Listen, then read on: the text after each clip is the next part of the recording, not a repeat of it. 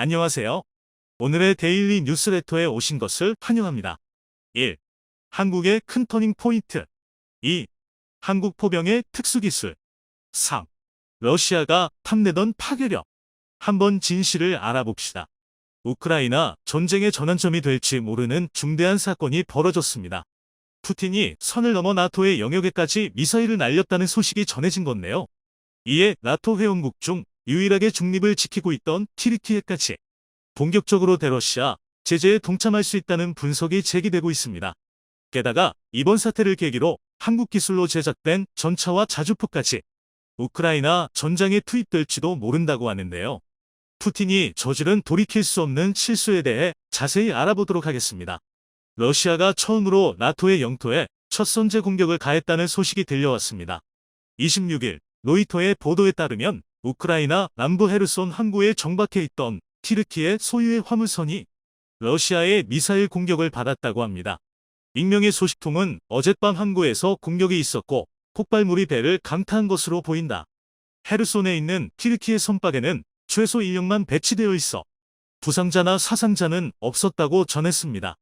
이번 사건에 대해 해양보안 회사 엠브레이에서는 러시아의 미사일이 투질하라 명명돼 튀르키예 선박의 함교를 강타하여 화재를 일으켰다고 설명했습니다. 또 다른 튀르키예 선박 한 척 역시 미사일 파편에 의해 피해를 입었다고 보고되었습니다. 해운 소식통은 헤르손을 포함해 우크라이나 항구에 갇힌 튀르키예 선박 12척이 유엔이 중개한 흑해, 곡물 거래에 포함되지 않는다고 말했습니다. 미사일 공격으로 파괴된 선박을 촬영한 영상이 공개되기도 했습니다. 2023년 1월 24일 튀르키예 소유의 선박 투줄라가 미사일에 맞았다고 튀르키예 뉴스 베리안신 TV에서 보도. 정박 중인 선박에 최소 인력만 대기하고 있었기에 인명피해는 보고되지 않았다. 미사일 파편에 의해 피격당한 또 다른 튀르키예 선박 내부 영상이 공개되기도 했는데요. 자칫했으면 기관포까지 뚫고 들어와 연쇄 폭발로 이어질 뻔한 아찔한 상황이었습니다. 이번 사건은 세계 정세에 상당한 파장을 불러일으킬 것으로 예측되고 있는데요. 속지주의에 따르면 항공기나 선박의 내부는 그 국적을 가진 국가의 배타적 관할권에 속한다는 원칙입니다. 즉, 그 안에서는 소속 국가의 사법과 주권이 영향력을 미치는 영토라고 해석할 수 있습니다. 때문에 이번 러시아의 미사일 공격은 튀르키예, 나토 회원국에 대한 직접적인 첫 번째 선제 공격이라고 해석할 수도 있는 것이죠. 이번 사건은 유럽 정세에 큰 영향을 불러일으킬 것으로 예측되고 있습니다. 나토 회원국인 튀르키예이지만 이번 전쟁에서는 러시아, 우크라이나 어느 편도 들지 않고 있었는데요. 오히려 이번 전쟁을 틈타 이득을 보고 있는 몇 안 되는 국가 중 하나였습니다. 흑해와 지중해의 통로를 차지하고 있다는 지정학적 이점을 통해 양측의 군함 출입을 통제하면서 러시아와 우크라이나 사이를 중재하겠다는 입장을 표명한 튀르키예는 봉쇄된 러시아 교역 통로를 대신해 환적 운송을 통해 막대한 이득을 올리고 있는 상황입니다. 지정학적 이점을 활용해 국제정치에서 위상을 급속도로 확대해 나가고 있는 튀르키예인데요. 이번 러시아의 공격으로 튀르키예의 외교 노선의 변화가 일어날 것이라 예측되고 있습니다. 특히 이번 사태로 튀르키예의 스웨덴 나토 가입 승인 여부에 영향을 줄 것인지 이목이 집중되고 있는데요. 1995년 유럽연합에 가입한 스웨덴과 핀란드이지만 러시아를 자극할까 우려하여 나토에는 가입하지 않고 중립을 유지하고 있었습니다. 그러나 지난해 3월 러시아가 우크라이나를 침공하자 3월 그간 유지해온 군사적 중립주의를 포기하고 나토 가입에 나섰었는데요. 튀르키예의 반대로 인해 지금까지 나토 가입을 승인받지 못하고 있었습니다. 나토의 신규 가입을 위해서는 기존 회원국들이 빠짐없이 찬성해야 하는데요. 나토의 30개 회원국 중 하나인 튀르키예는 스웨덴 정부에게 망명 중인 쿠르드족 무장 조직원들과 동조자들을 튀르키예로 송환시키지 않으면 강비를 찬성하지 않겠다고 선포해둔 상황입니다. 덕분에 스웨덴과 나토에 동반 합류하겠다고 약속한 핀란드까지 나토 가입이 지연되고 있었죠. 지난 21일에는 스웨덴 수도 스톡홀름 튀르키예 대사관 앞에서 항의의 의미로 이슬람 경전 코란을 불태우는 반이슬람 반튀르키예 시위까지 벌어졌었습니다. 분노한 튀르키예 대통령 에르도안은 스웨덴 정부의 처사강하게 비판하며 나토 가입 문제에 있어 튀르키예의 지지를 기대해서는 안 된다고 말해 스웨덴의 나토 가입은 근시일 내로 이루어지지 않을 것이라 예측되고 있었습니다. 하지만 이번 러시아의 튀르키예 선박 공격으로 인해 튀르키예의 외교 노선이 바뀔 수 있을 것 같은데요. 러시아의 공격에 대해 군사가 아닌 외교적 수단으로 보복할 수 있다는 추측이 제기되고 있습니다. 게다가 스웨덴과 함께 나토 가입을 추진하고 있는 핀란드가 2019년 이후 4년 만에 튀르키예에 대한 군수물자 수출 허가 결정을 내렸다는 소식이 들려왔습니다. 핀란드는 스웨덴과 함께 지난 2019년 시리아 북동부 쿠르드족 장악 지역에서 튀르키예가 군사공격을 감행한 것을 문제 삼아 무기 관련 수출을 금지해왔습니다. 튀르키예는 나토 가입 동의 조건 중 하나로 핀란드와 스웨덴에 자국에 대한 무기 수출 금지 조처 해제를 요구해왔고, 스웨덴은 이미 앞서 작년 9월 금지 조치를 해제했었습니다. 러시아에 대한 외교적 보복과 함께 핀란드의 중재 때문이라도 튀르키예가 스웨덴의 나토 가입을 찬성할지도 모른다는 분석이 제기되고 있습니다. 또한 이번 공격이 러시아의 나토에 대한 선제 공격으로 받아들여야 하는지에 대해서도 의견이 분분한 상황입니다. 이번 러시아의 튀르키예 화물선 공격은 1차 세계대전 당시 독일의 잠수함 유보트가 미국 상선을 침몰시켰던 사건을 연상시키는데요. 제1차 세계대전 당시 미국은 중립을 유지하며 유럽의 전쟁에 끼어들기를 거부하고 있었습니다. 대신 대량의 무기를 영국에 수출하면서 전쟁에 간접적으로 영향을 끼치고 있었는데요. 이를 못마땅하게 여긴 독일은 대서양에서 유보트 무제한 잠수함전을 전개하여 영국으로 향하는 모든 상선과 군함을 격침시키는 작전을 개시했습니다. 그리고 1915년 영국으로 향하던 여객선 루시타니아 호가 유보트의 어뢰에 맞아 그대로 침몰해버리며 탑승자 1959명 중 1198명이 목숨을 잃거나 실종되는 대참사가 발생하고 말았습니다. 게다가 당시 루시타니호에는 128명의 미국인이 탑승하고 있었습니다. 이 사건으로 미국인들의 분노는 극에 달해 미국이 독일에 선전포고를 날렸고, 미국이 참전하고 1년 반 만에 전쟁은 독일의 패배로 끝이 나게 됩니다. 또한 당시 미국뿐만 아니라 각국의 선박들이 독일 유보트의 무차별적인 공격에 노출됐었고, 이는 독일 제국의 패망을 앞당긴 원인으로 평가되고 있습니다. 궁지에 몰린 러시아의 무차별 공격은 그 당시 독일 제국이 파국을 향해 내달리던 것과 꼭 닮은 모습을 보여주고 있습니다. 러시아의 무도한 행보는 우크라이나뿐만 아니라 모든 자유 진영 국가들을 적으로 돌아서게 만들고 있습니다. 이번 사건을 계기로 전화의 불꽃이 유럽 본토까지 번질지도 모른다는 우려가 제기되고 있습니다. 현재의 사태에 대응하지 않는다면 나토의 존재의의가 무용해질 수 있는 상황이기에 러시아에 대한 나토의 군사적 대응 조치가 이루어질 수도 있다는 관측이 제기되고 있습니다. 한편으로는 러시아의 이번 튀르키예 선박 공격이 서방의 대규모 전차 지원에 대한 보복이자 경고의 메시지라는 의견도 나오고 있습니다. 얼마 전 폴란드에서 레오파르트 2 전차를 독일의 허락이 있든 없든 우크라이나에 지원 보내겠다고 선언한 것을 기점으로 독일과 미국 역시 우크라이나에 본격적인 주력 전차를 지원하겠다고 약속했습니다. 뒤를 이어 유럽 국가들이 연달아 우크라이나로의 전차 지원을 약속하고 있는데요.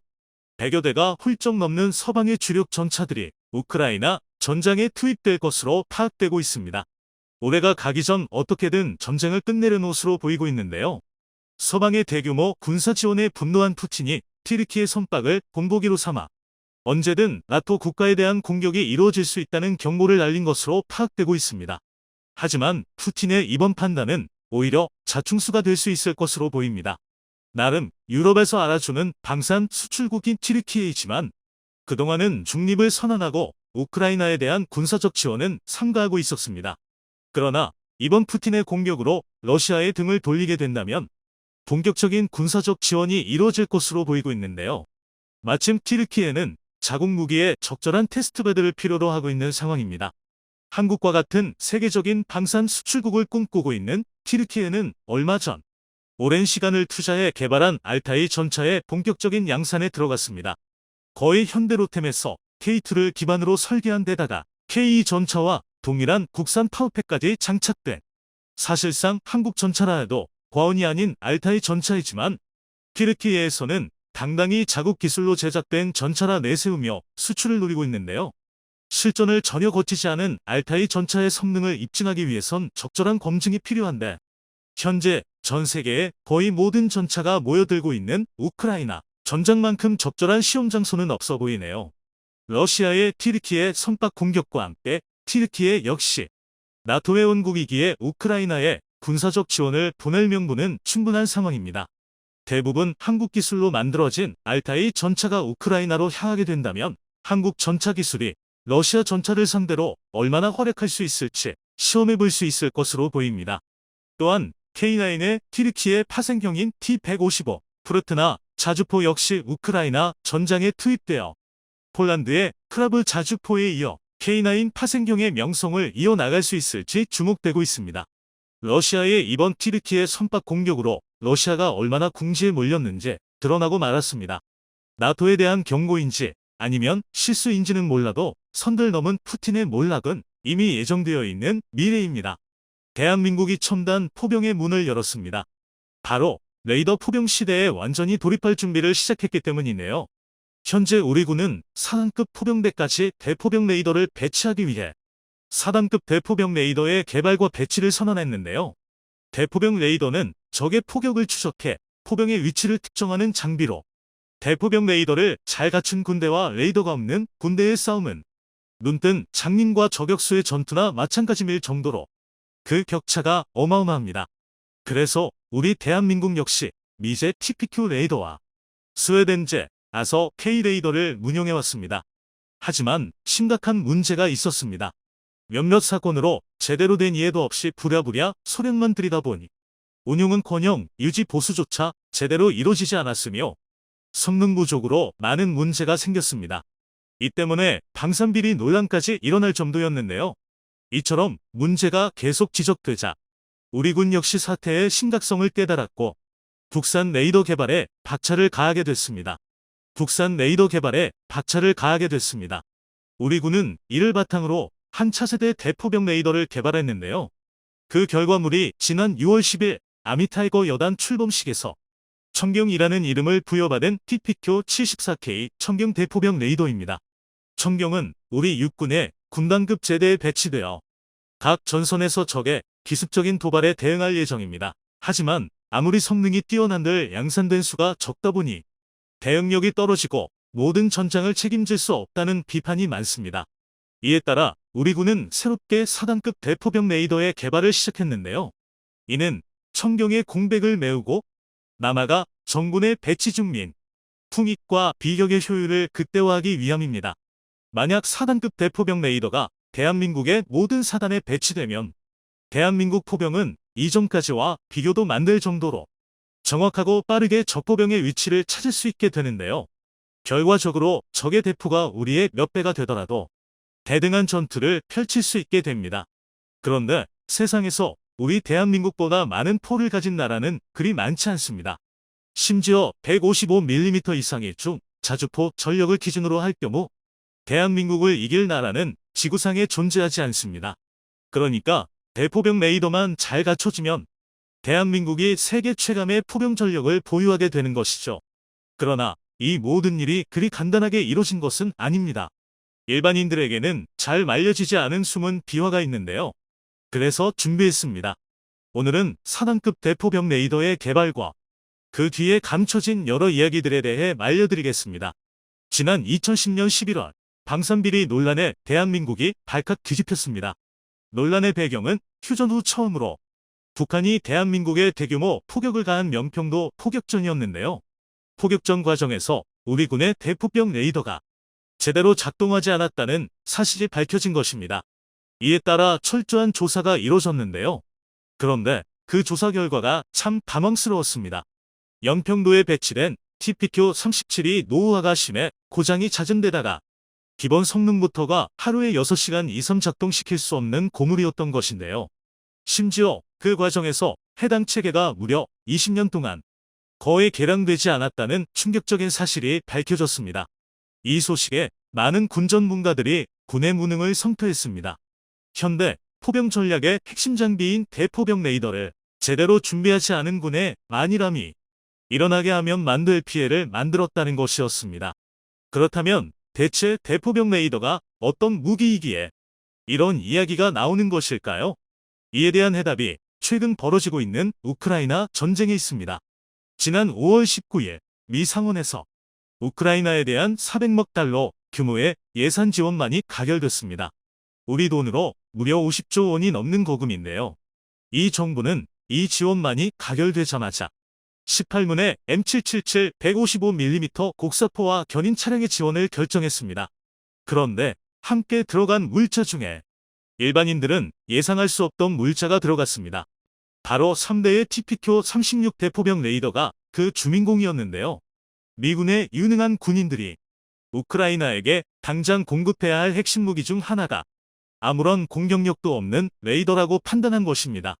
세계 최강 포병 전력을 갖고 있는 미군이 이런 결정을 한 배경에는 먼저 포병 전술을 알아야 합니다. 현대 포병전의 핵심은 쏘고 도망치기입니다. 바로 슈트스코트인데요. 이유는 간단합니다. 제자리에 있으면 죽기 때문인데요.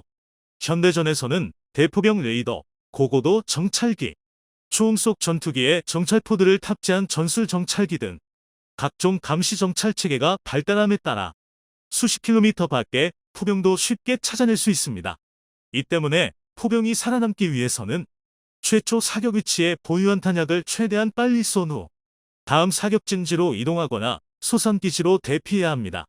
그러나 이런 대포병 전술을 사용하기 위해서는 최신의 대포나 미사일보다 비싼 고성능 레이더나 전자광학창 포드가 필요합니다. 따라서 대포병 레이더는 가난한 나라는 쉽게 살 수도 유지할 수도 없는 게 사실입니다. 우크라이나 역시 마찬가지로 상당한 규모의 포병에 비해 대포병 작전에 쓸 장비가 턱없이 부족했습니다. 그래서 미국이 나섰는데요. 돈바스 내전이 한창이던 지난 2016년 TPQ-36 레이더 2대를 제공했으며 이번 전쟁 중에도 여러 차례의 TPQ-36을 지원했습니다. 그리고 이 지원 덕에 우크라이나 군은 M777 견인 곡사포, 세자르 자주포, 크라프 자주포, 하이마스 등 서방으로부터 지원받은 대포의 성능을 최대한 발휘할 수 있었습니다. 이 때문에 제대로 명중하기 어려운 최대 사거리에서도 대포병 레이더가 제공한 정확한 제원 덕에 신속하고 정확한 사격 후 이탈이 가능했습니다. 그러니까 전쟁이 일어난 지 4개월이 넘었음에도 압도적인 화력을 가진 러시아 포병을 우크라이나 포병으로 버티고 있는 것은 어디까지나 대포병 레이더 덕분이라는 것이죠. 이처럼 대포병 레이더는 현대 포병이라면 반드시 보유해야 하는 핵심 장비입니다. 당면이 우리 군 역시 대포병 레이더를 보유 중인데요. 우리 군은 미국이 우크라이나에 제공한 TPQ-36은 물론 앞서 명평도 사태에서 논란이 됐던 TPQ-37과 2009년 도입한 스웨덴제 아서 K 대포병 레이더를 운용 중입니다. 1994년 우리 군은 포병으로 서울을 쓸어버리겠다는 북한의 서울 불바다 선언 이후 압도적인 적 포병을 빠르게 제거하기 위해 미제 TPQ-36 11대와 TPQ-37 5대를 도입했습니다. 그런데 충격적이게도 사실 우리 군은 대포병 레이더를 신뢰하지 않았습니다. 그 이유는 쉽게 고장이 나는 데다 비싼 대포병 레이더를 도입하느니 잘 훈련된 관측반을 운용하는 게 좋다고 생각한 것입니다. 그래서 비싼 대포병 레이더는 적의 위치만 대충 파악할 수 있는 기본형만 구색 맞추기로 도입하고 기존 시스템을 유지했는데요. 관측반은 전투 중 최전방으로 이동해 적의 재원을 후방의 아군에게 전달하는 역할을 하는 소규모 편체인데요. 잘 훈련된 관측장교가 지휘하는 관측반은 전황에 따라 적재적소에 필요한 지원을 할 수 있기에 지금도 포병에서는 이 관측반을 운명합니다. 하지만 한반도 특성상 관측반은 최전방의 고지들에서 정찰 임무를 수행해야 하기 때문에 사실 모든 임무가 많이 고됩니다. 그래서 주로 신참소위나 일을 잘 못하는 중위들이 관측 임무를 맡는데요. 당면한 말이지만 이래서야 관측이 제대로 될 리가 없습니다. 게다가 관측을 아무리 잘한들 TPQ-37이 감지할 수 있는 최대 탐지거리인 50km 밖의 적을 탐지할 수 있을 리가 없습니다. 그래서 2000년대 들어 우리 군의 엘리트 포병 장교들은 대포병 레이더를 도입하기 위해 신규 도입 사업을 추진했습니다. 그 결과 2006년 스웨덴제 아서 K 대포병 레이더가 우리 군에 정식 채용됐습니다. 과거부터 있던 TPQ-36, TPQ-37보다 훨씬 작은 크기임에도 불구하고 더 먼 거리를 탐지할 수 있고 분당 10개의 표적을 동시 추적할 수 있는 TPQ-37보다 무려 10배나 많은 100개의 표적을 추적할 수 있었습니다. 뿐만 아니라 사거리가 짧거나 탄도가 직사에 가까운 해안포 등의 위협을 탐지할 수 있어서 TPQ-37이 감당하지 못하는 부분을 보완할 수 있을 것이라 기대했습니다. 그리고 2015년 보란듯이 서부전선 포격전에서 제5보병 사단에 배치된 아서 K가 4발의 표적을 탐지하는 등 성공적인 성과를 거뒀는데요. 하지만 문제가 있었습니다.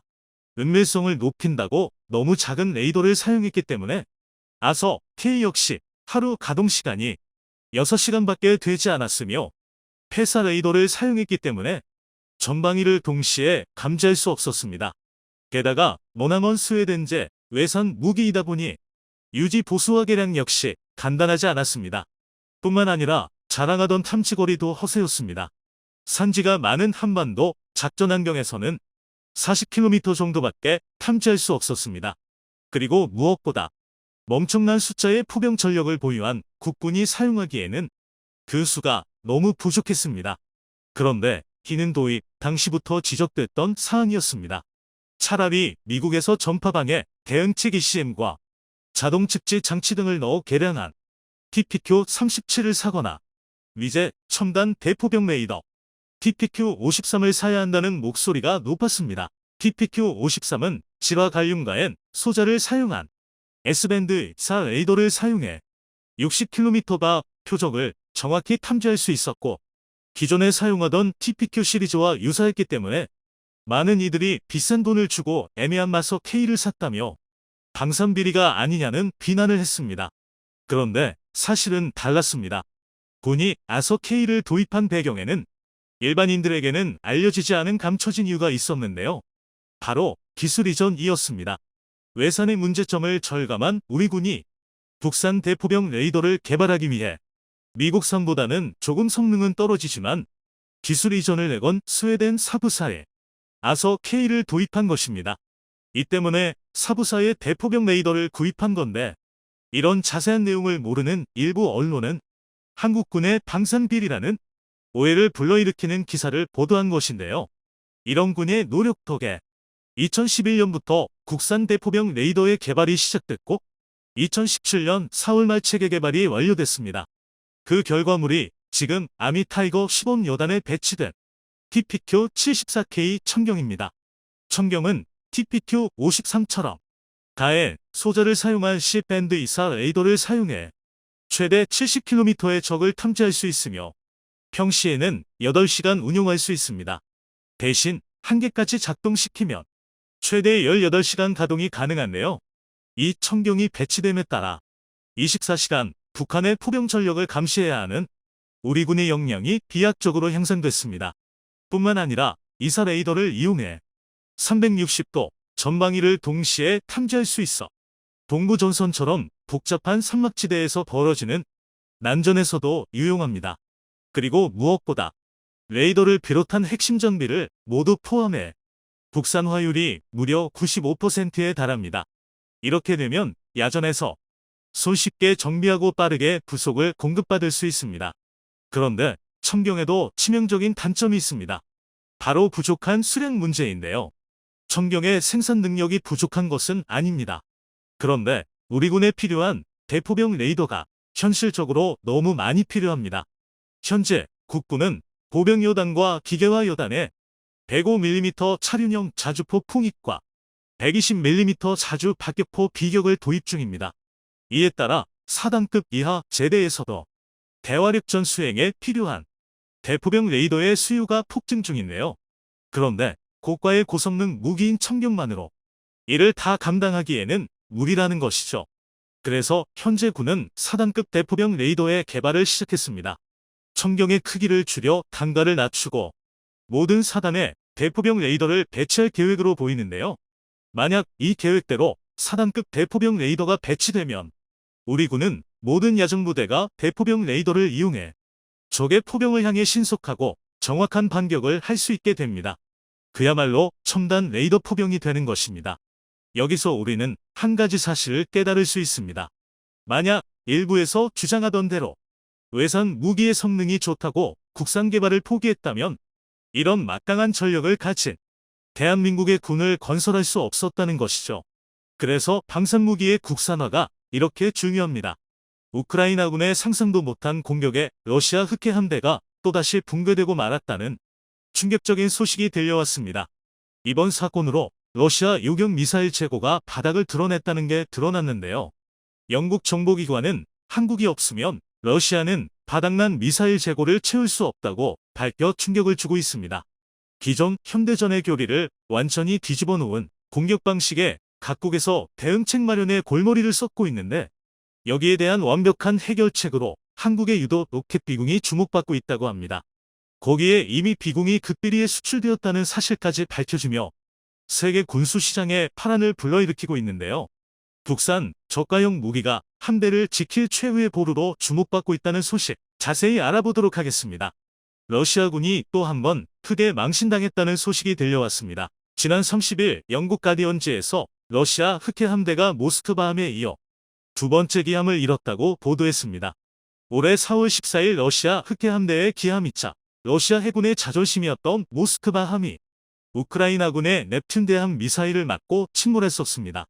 당시 러시아군은 부주의로 인한 화재로 탄약고가 폭발하는 사고가 있었고 현재 수리 중이라며 우크라이나군에 의해 공격받았다는 사실을 부인했었지만, 미 국방부에서 공식적으로 우크라이나군이 쓴 넵튠 두 발에 피격되어 격침되었다는 사실을 확인해주면서 러시아 해군의 부실한 방공 능력이 여실히 드러난 사건이었습니다.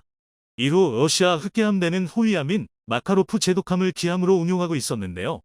지난 29일 새벽 4시 20분경 크림반도 세바스돌 항구 앞바다에서 이루어진 우크라이나 드론 공격으로 마카로프 제독함이 무력화되었을 수 있다고 가디언에서 보도했습니다. 우크라이나군은 공중 드론 9대와 해상 무인모트 7대로 러시아 흑해 함대가 정박해 있는 항구를 공격해 최소 2척의 다른 선박과 함께 마카로프함에 큰 피해를 입혔다고 밝혔습니다. 그리고 이와 함께 SNS의 흑해에서 러시아 함선을 향해 질주하는 우크라이나 군의 해상 드론 시점의 영상들이 공개되기 시작했는데요. 러시아 전함을 향해 달려드는 해상 드론을 막기 위해 러시아군의 헬기에서 기총 사격을 가하는 모습도 포착되었습니다. 우크라이나 전함을 분석하는 민간 전문가 집단 지옥 컨펌대에서는 해상 드론의 공격을 받은 전함의 윤곽을 분석한 결과 피격된 선박이 마카로프 함이라고 확인했습니다. 이번 공격에 대해 뉴욕타임스는 지난 수개월 동안 해상 드론을 비롯한 서방의 군사 원조가 가속화하면서 우크라이나 군이 원격 조종 무인보트와 공중 드론을 결합해 러시아군 자산을 원거리에서 타격하는 복합작전을 더욱 높은 수준으로 전개할 수 있음을 보여줬다고 전했습니다. 러시아 국방부는 우크라이나의 공중 드론 9대와 해상 무인보트 7대가 공격해왔지만 일부 요격했으며 흑해 함대 소해함 이방 골루베츠호만이 경미한 피해를 입었다고 인정했고, 마카로프함에 대해서는 어떠한 언급도 하지 않고 있습니다. 이번 사건으로 해상 드론 공격에 대한 경각심이 높아지게 되었습니다. 러시아뿐만 아니라 세계 각지에서 해상 드론, 무인정에 의한 공격이 이어지고 있어 이에 대한 요격 체계 구축이 요구되고 있습니다. 과거 미 해군은 하푼, SM-2와 같은 한 발에 수십억에 달하는 미사일로 적 고속정에 대응했었는데요. 2000년 10월 12일 예멘에 정박 중이던 미 해군 구축함에 소형 보트가 돌격하면서 미군 19명이 전사하고 39명이 부상을 입었습니다. 이 사건 이후 미군은 이러한 소형 보트들이 때를 이루어 공격해 온다면 대응할 방법이 마땅치 않다는 것을 느끼게 되었습니다. 함포로 대응하기에는 사정거리와 연사력이 부족하고 대함 미사일로 대응하기에는 수지타산이 도저히 맞지 않았죠. 미 육군 역시 자엑스 차량 공격에 대응하기 위해 같은 고민을 하고 있었기에 앱스라는 사업용으로 기존 2.75인치 로켓의 레이저 추적 장치를 장착한 유도 로켓을 개발했었습니다. 하지만 레이저 유도 방식은 바다에 안개가 끼면 추적이 불가능해지고 한 번에 하나의 표적만을 공격할 수 있었기에 미 해군의 요구사항과는 맞지 않았습니다. 그래서 미 해군은 적외선 시커를 장착한 새로운 유도 로켓을 개발하기로 결정했었는데요. 때마침 한국 역시 북한군의 소형 고속정 때문에 비슷한 고민을 하고 있었기에 미 해군연구소와 방위사업청은 MOU를 맺고 공동개발을 결정했었습니다. 그런데 개발하는 도중 미군이 사업에서 이탈하면서 이 프로젝트는 한국에서 단독으로 진행하게 되었는데요. 2012년부터 2015년까지 3년에 걸쳐 개발된 비궁은 노후화된 해안포를 대체해 해병대에 배치돼 운용 중이며 육군, 공군을 위한 공대함, 공대지 버전으로도 개발이 진행 중입니다. 당시까지만 해도 우리 군의 특수한 수요를 충당하기 위해 개발한 무기체계였기에 수출할 수 있을 거란 생각은 하지 못했었습니다. 그런데 현대전의 패러다임을 완전히 뒤바꿔 놓은 계기가 있었으니 바로 드론의 본격적인 무기화였습니다. 우크라이나 전쟁뿐만 아니라 반군, 게릴라들에 의한 드론과 무인 조종장치를 이용한 차량, 보트를 이용한 자엑스 공격이 늘어나기 시작했는데요. 그중 가장 큰 피해를 입고 있던 나라가 바로 사우디입니다. 얼마 전 사우디는 자국 해안선 순찰을 위해 프랑스제 고속정 11회를 구입했는데요. 인도받은 고속정에 비공 유도 로켓 플랫폼이 장착되어 있는 사진이 공개되면서 사우디로 비공이 수출됐었다는 사실이 드러났습니다. 사우디는 전 세계에서도 1, 2위에 꼽히는 무기 수입국으로 GDP의 8.8%를 국방비로 지출하고 있는데요. 하지만 정작 예멘 반군을 상대하면서 고전을 면치 못하고 있습니다.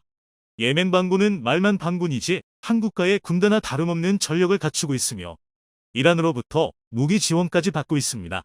최근 예멘 반군은 사우디의 해안 지역에 자엑스 보트를 이용한 공격을 늘리고 있는데요. 페르시아만과 홍해 지역까지 예멘 반군의 소형 자엑스 보트들이 활개치면서 사우디의 해상 경제 활동이 위축되고 있는 상황입니다. 석유 수출에 경제 의존도가 높은 사우디로서는 하루빨리 해결해야 하는 상황이었기에 이에 대응하기 위해 프랑스제 최신형 고속정을 도입한 건데요. 여기에 주무장으로 비공이 선택되었다는 사실이 주목받고 있습니다. 2.75인치 유도로켓 개발을 포기한 미국은 대신 헬파이어 미사일을 개량하여 요격 시스템으로 도입했는데요. 헬파이어 한 발당 가격은 1억 원이지만 비공은 단 4천만 원에 지나지 않습니다. 또한 차량, 함정, 헬기, 경전투기 등 다양한 플랫폼에서 운용 가능하면서 8km에 달하는 준수한 사정거리와 저가형 무기라고 볼 수 없는 뛰어난 유도 능력까지 갖추고 있어 사우디와 같이 드론, 무인정의 공격에 고민하고 있는 국가들에서 주목하고 있었습니다. 거기에 2019년 미국이 동맹국들의 장비와 기술을 평가하는 국방부 프로그램인 FCT에 최초로 참여하여 우수한 성적을 받으며 대한민국의 무기 개발 기술력을 입증하기도 했었습니다. 비공의 개발사인 LIG-X1에서는 미국 주도로 이루어지는 세계 최대 규모의 해상연합훈련인 환태평양훈련에서 비공을 선보였었는데요. 각국 해군에서 비공에 큰 관심을 보였다고 합니다. 다양한 형태의 드론 무기들이 개발되면서 이에 대응하는 무기에 대해서도 관심이 높아지고 있습니다. 거기에 이번 흑해 함대가 우크라이나의 해상 드론에 의해 공격받으면서 비공과 같은 요격 체계가 각광받기 시작했는데요. 비공만큼 뛰어난 가격 경쟁력을 가진 유도 무기는 전 세계 어디에도 없기에 사우디를 시작으로 본격적인 수출이 시작될 것으로 기대받고 있습니다. 이번 사건으로 러시아군이 해상 드론을 요격할 미사일 재고도 부족한 게 아니냐는 의혹을 받고 있습니다. 실제로 러시아군의 미사일 재고가 바닥을 드러냈다는 정황이 포착되고 있습니다. 러시아에서 자랑하는 첨단 미사일들의 부품과 기술들이 상당 부분 미국과 한국을 비롯한 서방 세계의 소유이기에 러시아 제재로 부품 공급이 막히면서 재생산이 불가능하다는 사실이 드러났습니다. 지난 19일 미 재무부에서 러시아 군수업체에 미국 기술을 제공한 러시아인 유리 유리에비치 오레우프와 그의 회사 두 곳에 제재를 가했다고 밝혔습니다. 재무부 부장관은 이번 사건은 미국과 동맹국의 제재 외 수출 통째로 러시아는 전쟁을 위한 기술을 확보하는데 점점 어려움을 겪고 있음을 상기시켜준다고 전했습니다. 지난 8월 영국안보문제 연구기관 왕립합동 군사연구소로시에서 러시아의 무기 시스템과 군사장비를 검사한 결과를 발표했는데요. 러시아 군용 시스템 450개 부품 중 318개는 미국 회사에서 제작된 것으로 밝혀졌습니다.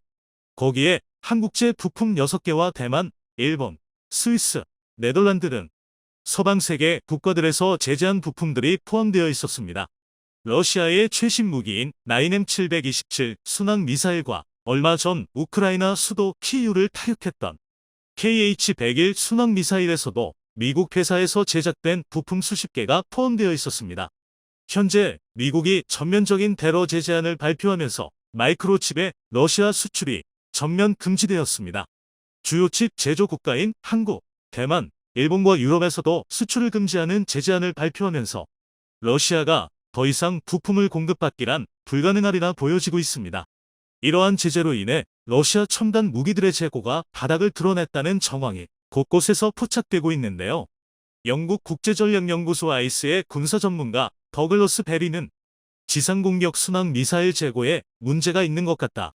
적어도 일부 지역에서는 완전 고갈은 아니더라도 재고가 부족할 수 있다고 밝혔습니다. 실제로 러시아군의 방공 미사일인 S-300 방공 미사일의 용도를 변경해 지상 목표물 공격에 사용했다는 증거가 발견됐는데요. 맥킨지 인텔리전스 서비스의 루이스 존스는 러시아기 바닥난 비축공과 추가 생산 능력을 검토한 뒤 S-300 미사일 등의 용도 변경을 차선책으로 판단한 것이 틀림없다라고 설명했습니다. 우크라이나 전쟁을 통해 우리는 급변하는 현대전에 어떻게 대응해야 하는지 배워나가고 있습니다. 피로 얻어낸 교훈을 잊지 말고 우리 역시 멈추지 않고 발전해야 할 것입니다.